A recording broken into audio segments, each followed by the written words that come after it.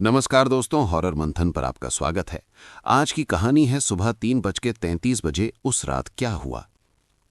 रात के 3:33 ये वो समय होता है जब पूरी दुनिया गहरी नींद में होती है, लेकिन कुछ चीजें जाग रही होती हैं। रवि अचानक नींद से जाग गया। उसने अपना फोन उठाया।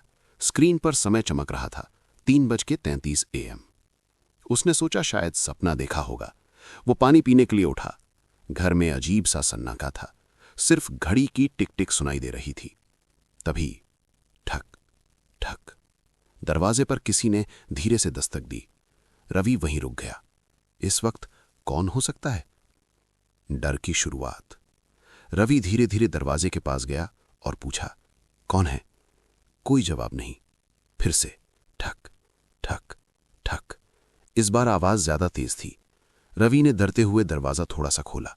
बाहर घना अंधेरा था, कोई नहीं था।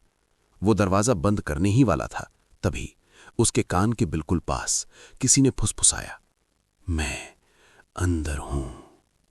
रवि का दिल जोर से धड़कने लगा। सच्चाई की झलक। डर के मारे रवि ने पूरे घर की लाइट्स ऑन कर दी। हर कमरा चेक किया, लेकिन कोई नहीं था।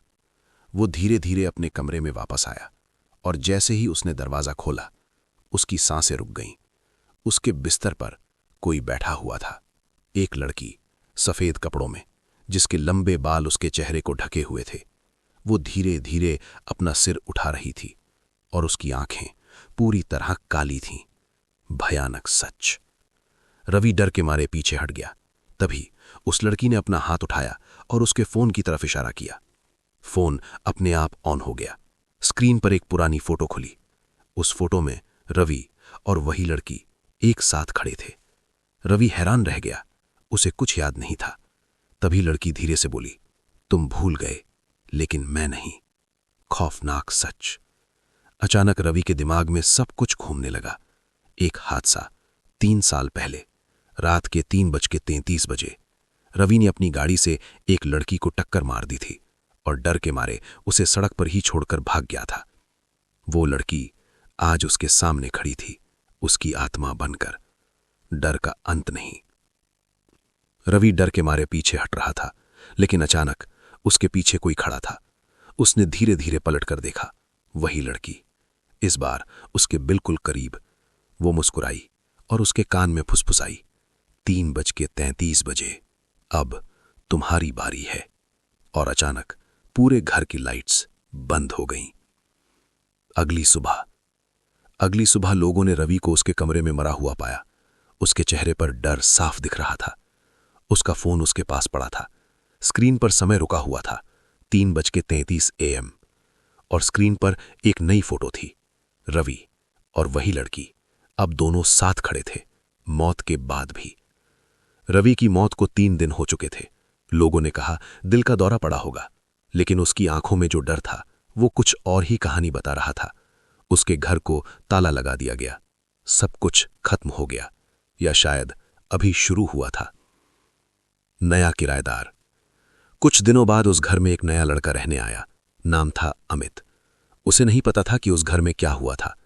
पहली रात सब ठीक था, दूसरी रात भी ठीक, लेकिन तीसरी रात वही समय। अमित की नींद अचानक खुली। उसने फोन उठाया। 3:33 AM। कमरे में अजीब सा ठंडापन था, जैसे कोई उसे देख रहा हो। तभी ठक ठक, दरवाजे पर दस्तक हुई। अमित ने सोचा कोई मजाक कर रहा है।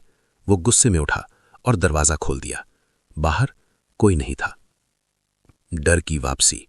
जैसे ही अमित पीछे मुड़ा, उसका दिल रुक गया। कमरे के अंदर एक आदमी खड़ा था। उसका चेहरा पीला, आंखें डरी हुई, और वो धीरे धीरे कह रहा था, भाग जाओ, अभी भी वक्त है। अमित ने डरते हुए पूछा, तुम कौन हो? उस आदमी ने जवाब दिया, मैं रवि हूं। सच्चाई का खुलासा। अमित के हाथ कांपने लगे। रवि ने दीवार की तरफ इशारा किया। अचानक दीवार पर खून से कुछ लिखना शुरू हो गया। 3:33, वो आती है। अमित पीछे हटने लगा। तभी कमरे की लाइट्स झपकने लगीं और अचानक कमरे का तापमान बहुत नीचे गिर गया। असली खौफ। अमित धीरे धीरे पीछे मुड़ा और जो उसने देखा उसके बाद वो चीख भी नहीं पाया। कमरे के कोने में वही लड़की खड़ी थी। सफेद कपड़े, लंबे बाल, काली आंखें। इस बार उसके चेहरे पर खून बह रहा था।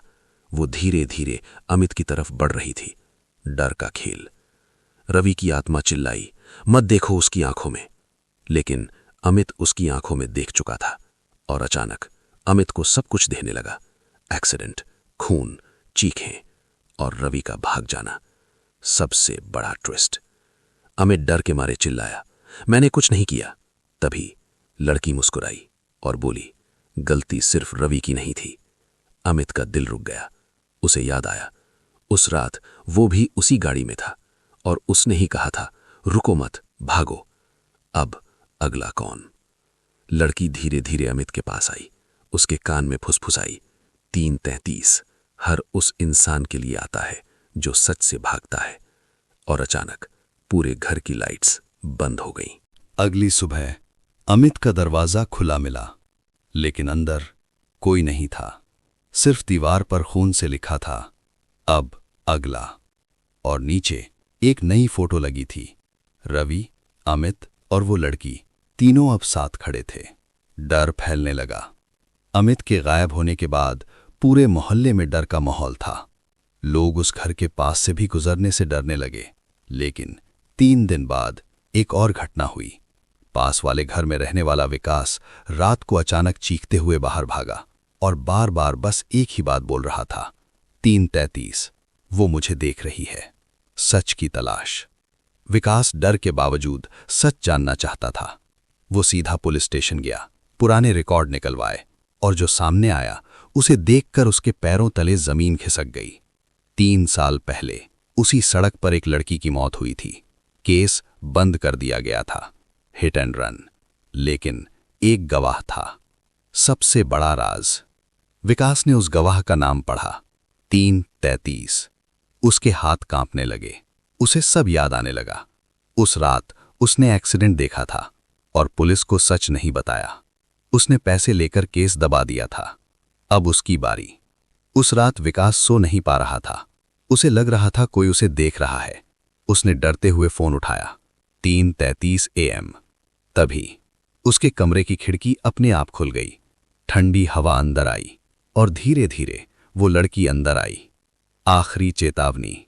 विकास जमीन पर गिर गया। मुझे माफ कर दो, मैंने कुछ नहीं किया। लड़की धीरे धीरे उसके पास आई और बोली, सबने यही कहा था, असली सच। अचानक कमरे की दीवारों पर तस्वीरें बनने लगी। रवि, अमित और अब विकास, तीनों के चेहरे डर से भरे हुए। लड़की बोली, गलती करने वाले और सच छुपाने वाले दोनों बराबर के दोषी होते हैं। अंत नहीं, शुरुआत है। लड़की ने धीरे से अपना हाथ विकास के सिर पर रखा और कहा, 3:33 ये सिर्फ एक समय नहीं, ये सजा है। अचानक कमरे की लाइट्स बंद हो गईं। अगली सुबह लोगों ने विकास को उसके कमरे में मरा हुआ पाया। उसके चेहरे पर वही डर और दीवार पर खून से लिखा था, अब अगला कौन। उस दिन के बाद हर रात 3:33 AM पर किसी न किसी के फोन पर एक फोटो अपने आप आ जाती है, उस लड़की की। और फोटो के नीचे लिखा होता है, मैं आ रही हूं। अगर आप ये कहानी सुन रहे हो तो एक बार अपना फोन देखो, समय क्या हो रहा है, 3:33 AM तो नहीं। अगर आप इस चैनल पर नए हैं तो अभी हॉरर मंथन सब्सक्राइब करें ताकि इसी तरह की हॉरर कहानी आपको सुनने को मिलती रहे।